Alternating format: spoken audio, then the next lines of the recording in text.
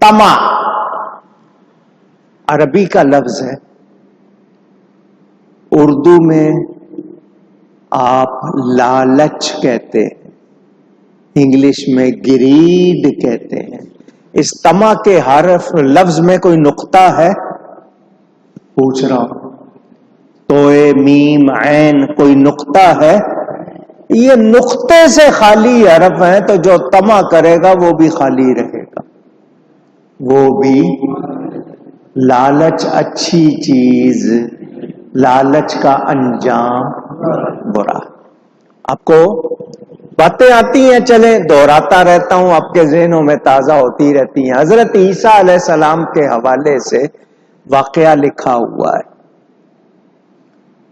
3 आदमी आपके साथ थे। हजरत ईसा अलैहिस्सलाम जा रहे थे, सफर कर रहे थे। रास्ते में बहुत बड़ा सोने का पत्थर नजर आया, बहुत बड़ा पत्थर, खालिस सोने का। लोगों ने देखना शुरू कर दिया। हजरत ईसा ने फरमाया, इसकी तरफ मत देखो, इसकी तरफ, इसकी तरफ मत देखो, ना देखो, लालच ना करो। उन्होंने हजरत ईसा को तो कुछ नहीं कहा, निशानियां लगा ली कि हम वापस आएंगे यहाँ पे, जरा अंदाजा कर लें कि कितनी दूर है, कौन से दरख्तों के दरमियान है, जिस तरह लोकेशन को चेक करते हो। चले गए। हजरत ईसा अलैहिस्सलाम घर में तशरीफ ले गए। ये तीनों वहां रुके नहीं, फौरन वापस पलटे, क्योंकि सोना देख चुके थे तो लालच पैदा हो गई थी, तमा हो चुकी थी। वापस आए, पहुंच गए, पत्थर के पास पहुंच के कहने लगे कि अब ये हमारा है, इसको तकसीम करते हैं। 3 आदमी हैं, 3 टुकड़े करते हैं, तकसीम करते हैं। उन्होंने कहा ठीक है। उनका तकसीम तो कर लेंगे, भूख बहुत लगी है, इतना लंबा सफर किया, पहले खाना खा ले।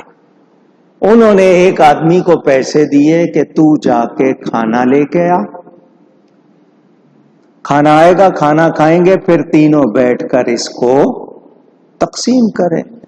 बहुत अच्छा जी, क्योंकि जब तक आदमी की नीयत में खैर होती है उसको बुरी सोचें नहीं आती, जब नीयत बिगड़ती है तो फिर बुरे ख्याल भी आते हैं। ये दोनों उसके जाने के बाद कहने लगे कि यार इसको तीसरे को क्यों दें, हम दोनों आधा आधा क्यों ना कर लें, 3 हिस्से क्यों करें। लालच जाग गई ना कि इसको तीसरे को क्यों दें। उनका ठीक है, जब ये आएगा इसको मार देंगे और हम दोनों आधा आधा ले लेंगे। उधर वो जो जा रहा था उसने कहा मैं इन दोनों को क्यों दूं, पूरा खुद क्यों ना ले लूं। उसके अंदर भी लालच जाग गई कि मैं इन दोनों को क्यों दूं, पूरा खुद क्यों ना ले लूं। उसने खाना लिया और खाने में जहर मिला दिया, खाने में, कि मैं उनसे कहूंगा मैंने तो खा लिया, तुम खाओ, तो वो खाएंगे, वो मर जाएंगे, उसके बाद पूरा सोना मेरा होगा। लीजिए जी, वो आया। जब वो आया तो ये दोनों प्रोग्राम बना के बैठे हुए थे कि वो आएगा उसको मार देंगे। उन्होंने अपने इरादे पे अमल किया और उसको मार दिया। अब ये दोनों रह गए। उनका चलो खाना खाएं और फिर बांटते हैं। खाना खाया, खाने में जहर मिला हुआ था, ये दोनों भी, सोना वहीं पड़ा हुआ है, तीनों कुछ मिला। शेख सादी फरमाते हैं ना, तमारा से हर फस्त हर सहत ही, तमा के 3 हरफ हैं, तीनों नुक्ते से खाली हैं। जो तमा करेगा वो भी खाली रहेगा, वो भी। लालच बुरी बला है, लालच अच्छी चीज, लेकिन अच्छी बात की लालच होना भी अच्छा है। मसलन मुझे लालच हो कि मैं जन्नत में जाऊं, मुझे लालच हो मदीना जाऊं, मुझे लालच हो मैं नेकी करूं, तो अल्लाह से क्या लालच रखो कि अल्लाह हमें मुआफ कर दे, हमें अपनी रहमत में ले ले, आगोश रहमत में ले ले। और डर भी हो, मुबादा नहीं मालूम कि इबादत कबूल ना हो, ऐसा ना हो, تو سجدہ تو کر رہے ہیں، نماز تو پڑھ رہے ہیں، روزہ تو رکھ رہے ہیں، زکوٰۃ تو دے رہے ہیں، حج تو کر رہے ہیں، قبول بھی ہوگی یا نہیں؟ تو اللہ کو پکارنا ہے دو حالتوں میں، ڈر بھی ہونا چاہیے، امید بھی ہونی چاہیے، امید سے بھی خالی نہ ہو، خوف سے بھی، کیونکہ پورے کا پورا خوف ہوگا تو عمل نہیں کر سکیں گے، پورے کی پوری امید ہوگی تو پھر عمل نہیں ہوگا، ڈر کے مارے بھی برا حال ہو جائے گا اور خوشی سے بھر جائیں گے تو بھی، تو دونوں کے درمیان، بیم و رجا، دونوں کے درمیان خوف بھی ہو اور امید بھی ہو۔ اس کے حوالے سے یہ جو ہے کہ جی بستر چھوڑ دیتے ہیں، رب کو پکارتے ہیں، اس کی تفسیر سے تہجد کی نماز مراد ہے۔ یہ ان لوگوں کے بارے میں بتایا گیا کہ آیت اتری ہے جو نیند چھوڑ کر تہجد کے وقت اٹھتے ہیں، نیند چھوڑ دیتے ہیں، اٹھتے ہیں اور اللہ کو یاد کرتے ہیں، نماز پڑھتے ہیں، ذکر کرتے ہیں، تو یہ جو کہ وہ ان کی کروٹیں بستروں پہ نہیں رہتی، اٹھتے ہیں، تو اس سے مراد تہجد گزار لوگ جو تہجد کے پابند ہیں۔ اللہ کے ہاں فرض روزے کے بعد ماہ محرم کے روزے بڑے افضل ہیں، شعبان کے روزے ہیں، تو فرض نماز کے بعد نفل نماز میں تہجد سے افضل کوئی نماز اونچی نہیں، تہجد سے افضل کوئی نفل نماز، مگر نفل کس کی ہوگی؟ جس کے فرض پورے ہوں گے، جس کے فرض۔ اچھا، بہت سے لوگ کہتے ہیں مولانا صاحب کوئی ایسا عمل بتائیں کہ چہرے پہ نور آ جائے، رونق آ جائے۔ تو آج کل تو آپ لوگ کریمیں ڈھونڈتے ہیں نا، گورا کرنے والی کریم، دنیا میں ایسی کوئی کریم نہیں ہے جو گورا کر دے۔ یہ عورتوں سے پیسے وصول کر کے ان کی کھال، ان کی جلد کا ناش کرتے ہیں، کیمیکل ملا کے ان کو ویسے بیمار کرتے ہیں۔ کوئی کریم گورا، ہاں گورا کرنے کا نسخہ، چہرے پہ نور لانا ہے تو تہجد پڑھا کرو، تہجد پڑھنے والوں کے چہروں پہ نور آ جاتا ہے، وہ رات کو رات نہیں رہنے دیتے، اٹھتے ہیں تو اللہ تعالیٰ ان کو نورانیت عطا کرتا ہے، بھلے رنگ سانولا بھی ہوگا مگر اس میں چمک ہوگی۔ سمجھ آئیے؟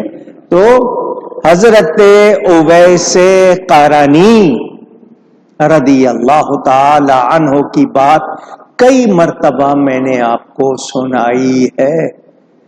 وہ ایک رات ایسے گزارتے تھے، کھڑے رہتے تھے، ایک رات رکوع میں، ایک رات سجدے میں، ایک رات قعدے میں، مسلسل عبادت کرتے تھے، ایک رات رکوع کے لیے، ایک رات سجدے کے لیے۔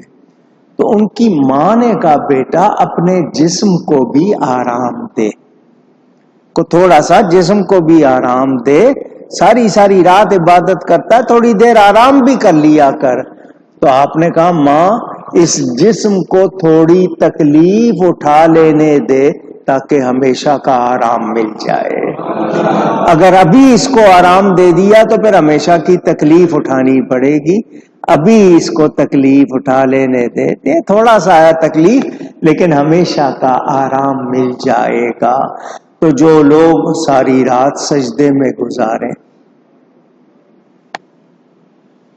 میرے غوث پاک، ولیوں کے ولی، پیروں کے پیر، محبوب سبحانی سیدنا غوث اعظم رضی اللہ تعالی عنہ، بادشاہ تھا، اس کی جو سلطنت تھی اس کا نام تھا نیم روز۔ کیا تھا؟ نیم روز کا مطلب آدھا دن، یعنی اتنی بڑی سلطنت تھی کہ آدھا دن گھومے تو جا کے اس کی سلطنت کا علاقہ تھا۔ نیم روز کا وہ بادشاہ تھا۔ اس نے غوث پاک کو پیغام بھیجا ایک مرتبہ میرے پاس آ جائے، ایک مرتبہ یہاں تشریف لائیں، رونق بخشے تو میں یہ جو میری سلطنت ہے آدھی دے دوں گا، تاکہ لنگر چلتا رہے گا، آپ کے ہاں لوگ آئیں گے کھاتے رہیں گے۔ تو یہ نیم روز کی سلطنت۔ تو نیم روز کا مطلب کیا ہوا؟ تو نیم شب کا مطلب کیا ہوگا؟ آدھی رات۔ غوث پاک نے جواب دیا تو نیم روز کا بادشاہ ہے، مجھے جب سے نیم شب جاگنے کی توفیق ملی ہے، میری نظر میں تو کائنات کوئی چیز ہی نہیں ہے۔ تو آدھے دن اور آدھی رات کی کیا بات کرنا چاہتا ہے؟ میں جب آدھی رات کو اللہ کے لیے جاگتا ہوں تو اس سے بڑی کوئی دولت، محبت کی باتیں ہیں، یہ ہر ایک کی سمجھ میں نہیں آئیں گی۔ جب لوگ میٹھی نیند سو جاتے ہیں تو پھر اللہ والوں کو اللہ کی محبت جگاتی ہے، ان کو آرام نہیں ملتا، اور جاگنے کے لیے کیسے کیسے اہتمام۔ میری والدہ محترمہ کی چچی چشتیہ شریف میں رہتی تھی، ان کا قد چھوٹا تھا، تو 2-3 مرتبہ کراچی تشریف لائیں۔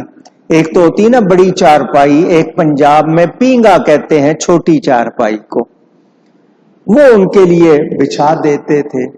ہمارے ہاں چارپائی میں جو پائنتی ہوتی ہے اس میں چونکہ رسیاں ہوتی ہیں تو اس پہ کپڑا ڈالتے ہیں تاکہ پاؤں کو نہ چبھے، پاؤں کو نہ چبھے، نیند آپ کی خراب نہ ہو۔ لوگوں کا طریقہ ہے کہ جہاں وہ رسیاں ہوتی ہیں وہاں کپڑا ڈال دیتے ہیں، وہ وہاں کپڑا نہیں ڈالتی تھی۔ میں نے عرض کی اماں جان آپ یہ کپڑا نہیں ڈالتی، یہ تو آپ کو سونے نہیں دے گی۔ ان کا کوئی تو ہو جو مجھے یہ جگائے، جگانے والا کوئی تو ہو، تکلیف ہوگی، جاگوں گی اللہ یاد آئے گا، اگر یہاں آرام سے سو جاؤں گی تو پھر اللہ کے در سے یاد آئے گا۔ تو سوچ ہوتی ہے بزرگوں کی، ہم لوگ غافل ہیں، ہمیں شوق، ہمیں نیند بہت